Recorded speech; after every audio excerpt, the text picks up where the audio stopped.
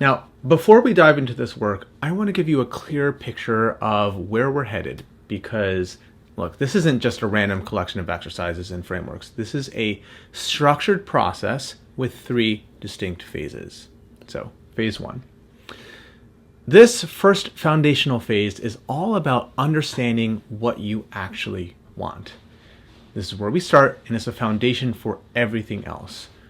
We're going to develop a vocabulary for you to describe what actually drives your satisfaction.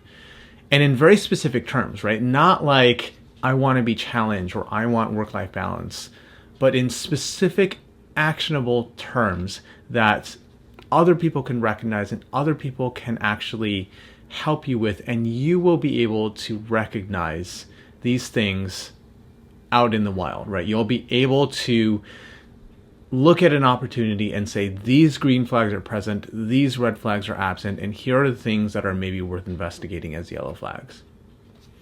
So there is an emotional arc to this phase, right? Because first, it feels really good to feel understood and to understand yourself and be able to speak to what you need.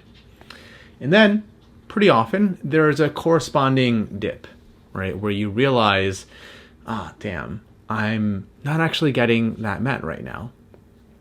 This is not necessarily a bad thing, even though it doesn't feel great, but that feeling helps provide the momentum and motivation to continue into the next phase, which is phase 2, all about exploration.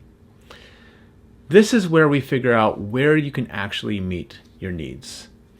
It involves reflection and brainstorming, as well as research and active networking. So this is where the internal process meets the external world. I do want to set expectations here. This phase is iterative. I don't want you to come into this thinking like you're going to have one brainstorming session and figure out exactly what you want, have one conversation with someone, and that's it. It's a perfect match, done. I've been doing this for a while, and it has happened literally one time. So it's not impossible, but it is exceedingly rare for it to go down like that. In the one case that it did happen like that, it's because that person actually already knew what he wanted. He just needed the confirmation and the permission to go for it. For most people, and most likely for you, this phase is going to be more like navigating a corn labyrinth, like during the fall around Halloween, right? It's like you try a path and you get a little somewhere and then you hit a dead end. Okay, not that way. You turn around, let's try another way. Turn around, try another. Turn around, try another. That's normal. That's how this works. It's an iterative process, and the word that goes with this is not only exploration but also refinement. We'll be refining your understanding of what you want through contact with the real world. And if that's all going over your head right now, don't worry about it. I will have your back when we get there. I'll hold your hand through this process.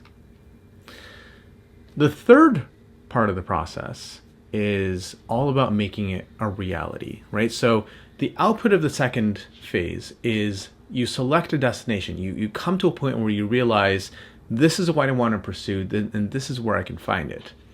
But there's still a gap between where you are and where you want to be, and that's where this third phase comes in. This is the part that is probably the most predictable, and you probably have plenty of experience with the mechanics of this, right? This is the traditional career work of resume, interview, negotiating, essentially telling your story and advocating for yourself. The difference is that by this point, you have a much clearer understanding of what you want and what you're going for, as opposed to exclusively positioning yourself based on what other people want. Right? So this is about making a pivot to get comfortable with selling yourself and attracting work that actually is going to satisfy you. So there's a strong component of quality control in this phase.